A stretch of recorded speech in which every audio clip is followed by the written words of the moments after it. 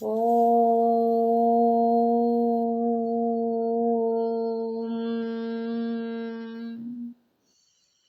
గురుర్బ్రహ్మ గురుర్విష్ణుః గురుర్దేవో మహేశ్వరः గురుః సాక్షాత్ పరబ్రహ్మ తస్మై శ్రీ గురవే నమః.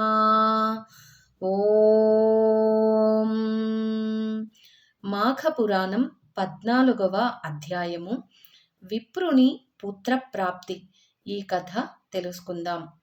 గృత్రునమద మహర్షిని చూచి జహ్నముని ఇట్లనెను: మహర్షి, మాఘమాస వ్రతమును చేయుటచే మానవులకు జ్ఞాన మోక్షములు కలుగునా? నా సందేహమును తీర్చుమని అడగగా జహ్న మహర్షి ఇట్లు అనెను: జహ్నముని, వినుము. మాఘమాస వ్రతము ఆచరించుటచే ప్రాణికి ఇహలోక సుఖములు పరలోక సుఖములు కలుగును, వారి కష్టములు తీరును. అందుచే సంతుష్టుడైన మానవుడు ఇంకను హరిప్రీతకరములగు వ్రతములనాచరించి జ్ఞానియై సత్కర్మలను ఆచరించి ముక్తినందును. అట్టి కథ ఒకదానిని చెప్పెదను, వినుము అని ఇట్లు పలికెను. పూర్వము గంగా తీరమున బ్రాహ్మణుడు ఒకడు ఉండెను. అతడు వేదాంగములను చదివినవాడు, ఉత్తమ శీలుడు, ఆచారవంతుడు, నీతిదయ జ్ఞానము ఇంద్రియ జయము కలిగినవాడు. అతని భార్యయును ఉత్తమురాలు. వారికి సంతానము లేదను లోటు తప్ప మరి దేనికిని లోటు లేదు. పుత్రుడు లేరని విచారపడుచున్న ఆ బ్రాహ్మణుడొకనాడు భార్యతో, గుణవంతుడైన పుత్రుడొక్కడు అయినను మనకు కలుగలేదు. అట్టి పుత్రుడొకడున్నను మన వంశమునకును మనకును సద్గతులు కలుగునాయని విచారపడెను. అప్పుడామె, నాథా, నీవు తగిన పూజను చేయలేదేమో, అందువలనే మనకు సంతానం కలుగలేదనుకొందును అని సమాధానము ఇచ్చెను.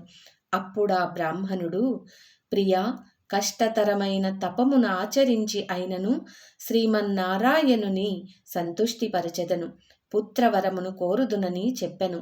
కష్టమైన నియమములను పాటించి నిశ్చలమైన తపస్సు చేసి మృకండు మహాముని వలె ఉత్తమ పుత్రవరమును కోరెనదనియు పలికెను. ఆ దంపతులిద్దరును తపమాచరించవలెనని గంగా తీరమునకు పోయిరి. బ్రాహ్మణుడు అష్టాక్షరమును జపించుచు శ్రీహరిని మనసులో నిలుపుకొని తీవ్రమైన తపము ఆచరించెను. కొంతకాలమునకు శ్రీమన్నారాయణమూర్తి ప్రత్యక్షమయ్యను. అతడు 4 చేతులయందును శంఖమును చక్రమును గదను ధరించియుండెను. వరమాలను ధరించెను. పచ్చని పట్టుబట్టను కట్టెను. కౌస్తుభమును మణిభూషమును ధరించెను. అతని కిరీటము కోటి సూర్యుల కాంతితో నుండెను. శాంతభూషితమై ప్రసన్నత కల శ్రీహరిముఖము మకర మండలముల కాంతితో మరింత శోభాయమానముగా ఉండెను. నారద మహర్షి స్తుతించుచుండగా, అప్సర కాంతలు పాటలు పాడుచుండగా లక్ష్మీ సమేతుడై గరుత్మంతునిపై నెక్కి ఆ బ్రాహ్మణునకు వరమీయవచ్చెను. తనను గమనింపక తీవ్రమైన తపమున నిమగ్నుడయ్యున్న బ్రాహ్మణుని చూసి చిరునవ్వు నవ్వుచూ, విప్రా, నేను నీకు వరమీయ వచ్చితిని, నీ తపమును మెచ్చితిని అని పలికెను. శ్రీహరి ఇట్లు పలికినను ఆ బ్రాహ్మణుడు నిశ్చల చిత్తుడై బ్రాహ్మజ్ఞానము లేని స్థితిలో నుండెను. ఇట్లు బాహ్య ప్రపంచమును మరచి నిశ్చల చిత్తముతో అతడు చేయు తపము భగవంతుడగు శ్రీహరికి మరింత ప్రీతి కలిగించెను. అతనికి ఎట్టి వరమైనను ఇయ్యవలనని నిశ్చయించెను. వాని మనస్సు బాహ్య ప్రపంచమునకు మరులనట్లు చేసెను. మనస్సు చెదరగా ఆ బ్రాహ్మణుడు కారణమేమని కనులు తెరిచెను. తన మనసులో నిలిచిన శ్రీమన్నారాయణుడే ఎదుట నిలిచియుండుటను గుర్తించెను. ప్రసన్నమూర్తిని చూచెను. ఆనంద పరవశుడైన అతడు శ్రీమన్నారాయణుని మూర్తినిట్లు స్తుతించెను. విప్రకృత విష్ణుస్తుతి. నమస్తే దేవదేవేశ, నమస్తే భక్తవత్సలా, నమస్తే కరుణాంసే, నమస్తే నందవిక్రమా, गोविन्दाय सुरेशाय अच्युताय व्ययाच कृष्णाय वासुदेवाय सर्वाध्यक्षाय साक्षिणे लोकस्थाय हृदिस्थाय अक्षरायात्मने नमः अनन्तायादिबीजाय अद्यायाखिलरूपिणे यज्ञाय यज्ञपतये माधवाये मुरारये जलस्थाय स्थलस्थाय सर्वगायामलात्मने सच्चिद्रूपाय सौम्याय नमः स्वघनासिने नमः कालाय कलये कामितार्थप्रदाय च नमो दान्ताय शान्ताय विष्णवे जिष्णवे नमः विश्वेशाय विशालाय वेधसे विश्ववासिने सुराध्यक्षाय सिद्धाय श्रीधराय नमो नमः ऋषिकेशाय धैर्याय नमस्ते मोक्षदायिने पुरुषोत्तमाय पुण्याय पद्मनाभाय भास्वते अग्रेसराय तूलाय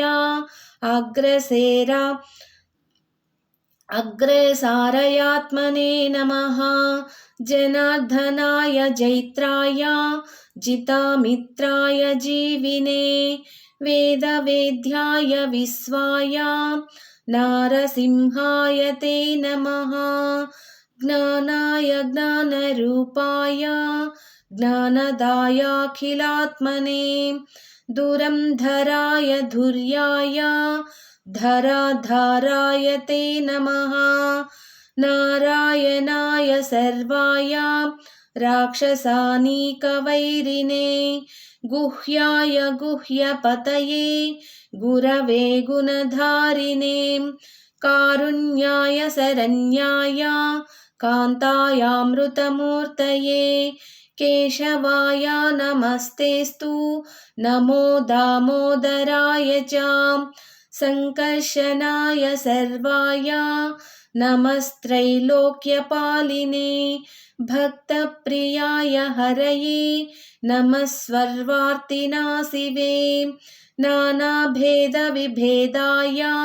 नानारूपधराय च नमस्ते भगवान् विष्णु पाहि मां करुणाकरा శ్రీమన్నారాయణుని ప్రత్యక్షముగా చూచిన బ్రాహ్మణుడు భక్తితో అసువుగా చెప్పిన ఈ స్తోత్రము అందరూ చదువుట శ్రేయస్కరము.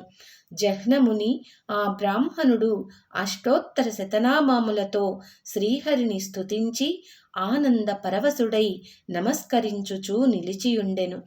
భగవంతుడు వరమును కోరుకొమ్మనెను.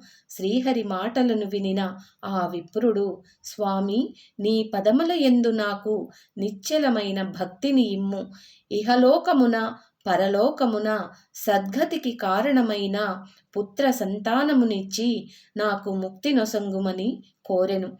శ్రీహరి, నీవు కోరినట్లే వరమునిచ్చితిని. నీవు చెప్పిన ఈ అష్టోత్తర శతనామ స్తోత్రమును చదివిన వారికి నేను శీఘ్రముగా ప్రసన్నుడను అగుతునని పలికి అంతరాత్రమయ్యను.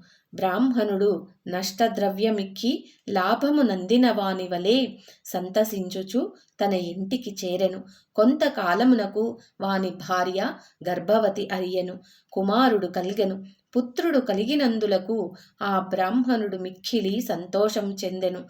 కొంతకాలమునకు నారద మహర్షి వాని ఇంటికి వచ్చి బాలుని చూచి, వీని ఆయుర్దార్ఢ్యము 12 సంవత్సరములు మాత్రమే అని చెప్పెను. తన దారిని తాను పోయెను. ఆ బ్రాహ్మణుడు నారదుని మాటలకు తలుచుకొని విచారమగ్నుడయ్యెను. వాని భార్య బాలుణ్ణి వడిలో కూర్చుండబెట్టుకొని వానిని మురుచు కన్నీరు కార్చుచు నిట్టూర్పులు విరుచుచుండెను. విచారవదనంతో ఆహారమును తీసుకొనుక విచారించుచుండెను. నాథా, నీవు తీవ్ర తపమునర్చి వరముగా ఈ పుత్రుణ్ణి పొందితివి. చంద్రుని వలె సంతానమును కలిగించు ఈ కుమారుడు 12 సంవత్సరములు జీవించి విద్యాభ్యాసము చేయుచు మరణించును కదా. నేనీ పుత్రశోకము నెట్లు సహింపగలను అని భర్తతో పలికెను. ఆ విప్రుడును భార్య మాటలను విని బాధపడుచు ఆమె నోదార్చి నిశ్చయించెను. ఆమె నోరడించుచు ఇట్లనెను, ప్రియా, దుఃఖింపకము. దుఃఖము శరీరమును బాధించును. నీ దుఃఖమునకు తగిన కారణము లేదనుకొందును. మృత్యువు తప్పనిది, అది ఎవరిని విడువదు. మన పుత్రుడు 13వ ఏట మృతినందునని ఇప్పుడు దుఃఖింపుచుంటివా? నీకు నాకు ఇప్పటికైనను మృత్యువు తప్పదు. మన పుత్రుడు మనము మరణించిన తరువాతనైనా మరణింపక తప్పదు కదా. మరి ఈ ముందు వెనుకలు వయస్సులకు కలదు కాని మృత్యువునకు లేదు. కావున నీవును శోకింపకము. జరుగవలసినది జరుగక తప్పదు. అట్టిచో నీకు విచారమేలా? నీవు దుఃఖించినను కనున్నది కాక మానదు కదా. అనగా నీ శోకము నిష్ప్రయోజనము. ప్రతి ప్రాణియు తాను చేసిన కర్మననుసరించి జన్మించును, మరణించును. కనిపించినది నశింపక నిలుచునా? కావున శోకింపకము అని ఆమె నోరడించెను. మరియు నిరర్ధకమైన దుఃఖమును విడువుము. శ్రీహరిని పూజించి పుత్రుని మరణభయము పోగొట్టుదును. నీవు ధైర్యముగా నుండుము అని పలికి మరలా గంగా తీరమునకు చేరి నియమనిష్టలతో శ్రీహరిని సర్వోపచారములతో పూజించుచుండెను. శ్రీహరి అష్టాక్షరీ మంత్రమును జపించెను. శ్రీహరి వాణిని నిశ్చల భక్తికి ప్రీతి చెంది ప్రత్యక్షమయ్యెను. బ్రాహ్మణుడు శ్రీమన్నారాయణునకు సాష్టాంగ నమస్కారము చేసి నిలిచియుండెను. అయితే ఇదండి 14వ అధ్యాయం యొక్క కథ. అయితే తరువాత మరి శ్రీహరి ఆ విప్రునికి ఏమైనా ఆ బాలుని వయస్సుతో ఏమన్నా అనుగ్రహం కలిగించారా లేదా అన్నది రేపటి రోజున తెలుసుకుందాం. ఓం సర్వం శ్రీకృష్ణార్పణమస్తు. ఓం నమో భగవతే వాసుదేవాయ. ఓం శ్రీమాత్రే నమః. ఓం శ్రీ గురుభ్యో నమః. ఓం తత్సత్. స్వస్తి.